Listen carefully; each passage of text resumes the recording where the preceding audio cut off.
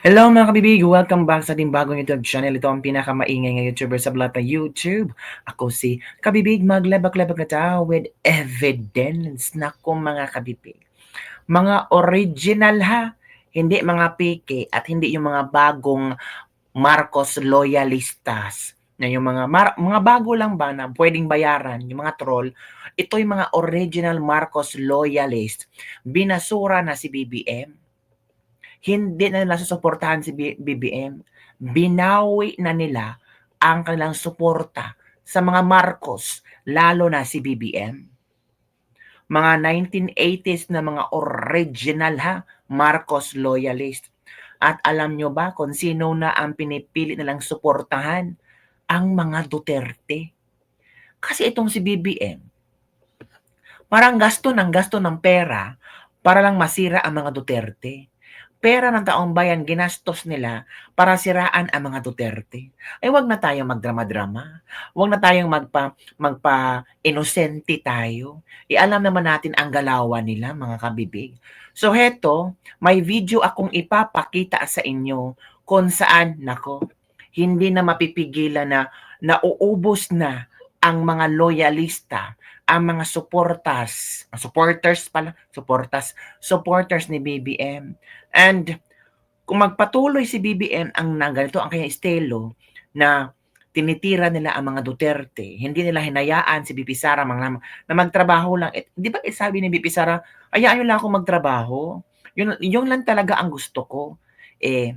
Parang sampal yata sa kanila na may maraming achievements ang OVP kumpara sa kanila na puro pangungurakot lang.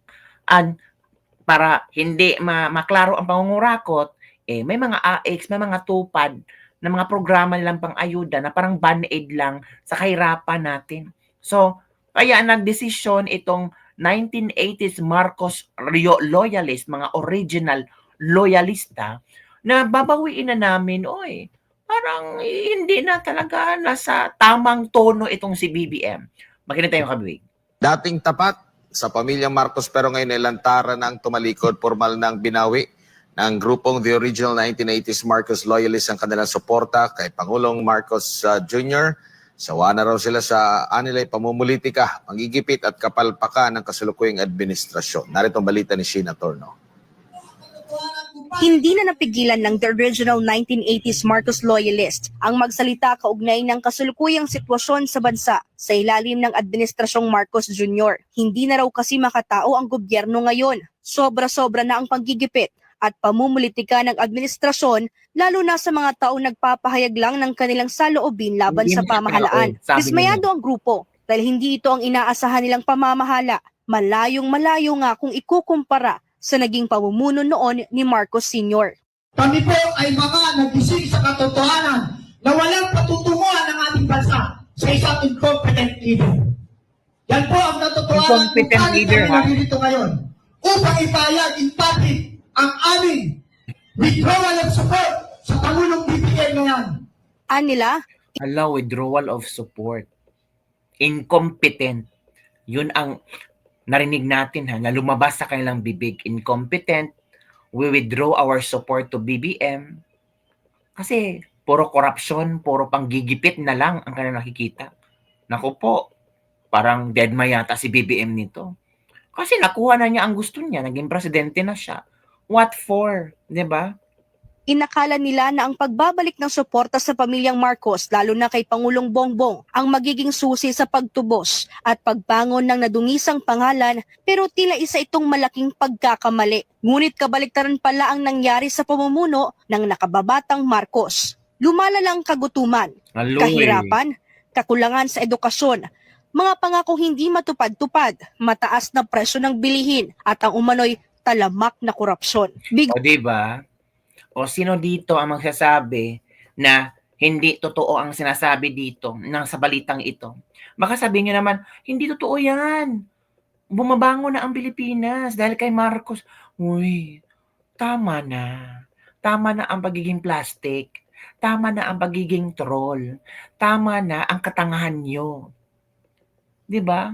Face the reality. Harapin nyo ang katotohanan na gutom ang bawat Pilipino ngayon. And every now and then umuutang ang Pilipinas.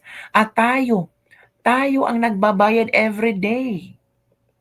Tama lang naman na i-call out ang gobyerno kung hindi natin nararamdaman yung pangako ni BBM na bagong Pilipinas ay wasak na Pilipinas pala ang ibibigay niya.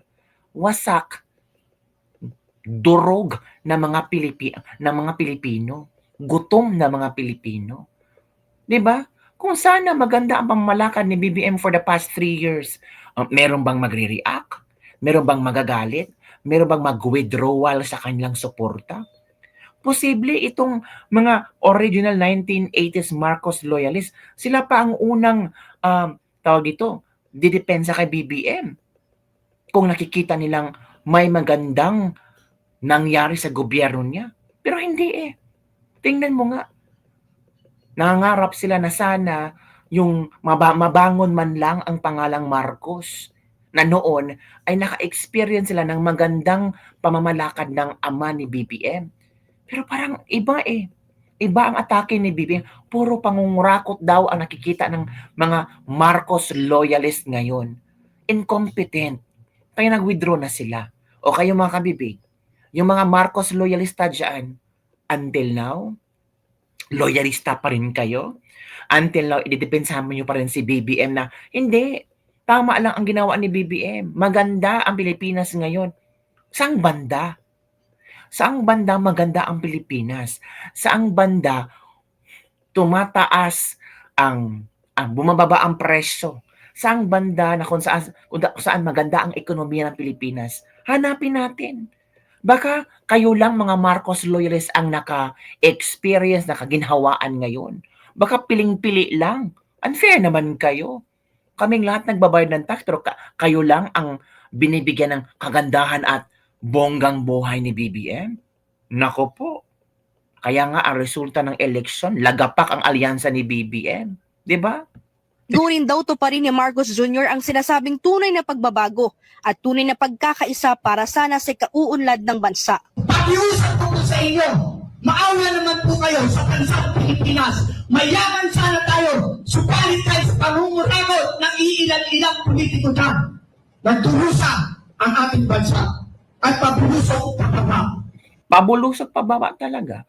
Oy, mga kabibigyan, nakita ko yun dun ha. We stand former President Rodrigo Duterte. Yun ang naka-tarpaulin sa likod niya. So it means, binabawi nila ang suporta nila kay BBM, pero susuportahan nila si Pangulong Duterte, ang mga Duterte.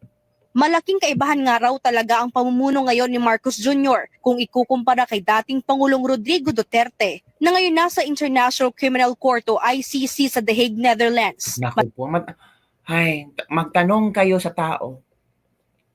I-compare natin yung 3 years ni Digong at 3 years ni BBM. Saan mas safety kayo? Saan yung parang kumpiyansa kayo na lumabas kahit madilim? Kasi kumpiyansa kayo na walang mangyayaring masama sa inyo. Di ba sa panahon Duterte? Pero ngayon, anong ginawa? Pinakulong si Duterte dahil sa AGK. Pero that AGK, yung programa na di ko nga tukhang, yun ang nagproprotekta sa maraming Pilipino. Magtanong kayo sa Visayas at Mindanao. Supalpalin kayo ng mga taong oo.